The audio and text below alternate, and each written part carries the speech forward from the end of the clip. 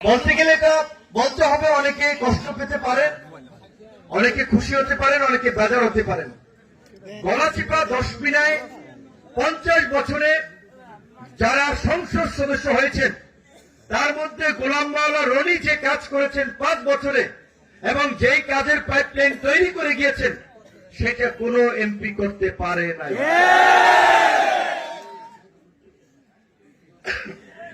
এখানে আজকে আমরা বিএনপির সমর্থনে নির্বাচন করছি, যদিও বিএনপির কিছু নেতা কর্মীদেরকে ভুলভাল বুঝিয়ে বিভ্রান্ত করে একজন দিগ্ভ্রান্ত নেতা যিনি নিজেই পথ হারিয়েছেন, আর কোন পদ নাই, পজিশন নাই। কবির ভাই যেটা বলেছেন 2008 সালে যখন গোলাম মাওলা রনি ভাইকে মনোনয়ন দেওয়া হয় নানান ধরনের কথা ফেসবুকে লিখেছে, বলেছে। আবার আমাকে যখন শুরুর দিকে বিএনপি চিঠি দিয়ে নেতা কর্মীদেরকে সহযোগিতা করার জন্য বলেছিল তখন থেকে শুরু করেছে অদ্যবধি নানান ধরনের অপতৎপরতা এবং আমার সাথে যারা কাজ করছে হুমকি ধামকি দিয়ে বেড়াচ্ছে।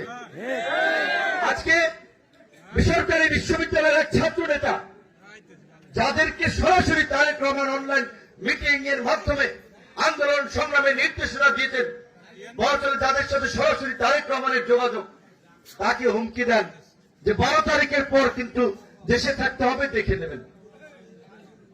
চিন্তা করতে পারেন আরো অনেক নেতা কর্মীকে ওয়ার্ড পর্যায়ে, ইউনিয়ন পর্যায়ে বিএনপির নেতা কর্মীরা যারা আমার সাথে আসছে, দলের সিদ্ধান্ত মেনে কাজ করছে, তাদেরকে হুমকি দিচ্ছে যে কমিটি 5 তারিখে 12 তারিখের পরে তিনি করবেন, এই করবেন, সেই করবেন, রাজনীতি করতে হবে। তো ভাই আপনি আপনার পথটা ফিরে এনেন, আমি মনোনয়ন আপনাকে সাপোর্ট দিয়ে উঠে যাবো যদি আপনার পথটা ফিরে আনতে পারেন।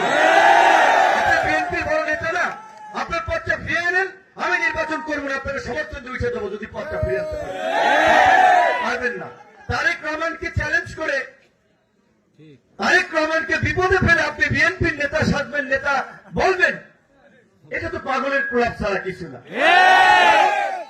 আজকে সমস্ত মিডিয়া দেখেন এইখানকার খবরকে গুরুত্ব দিয়ে সংবাদ পরিবেশন করে।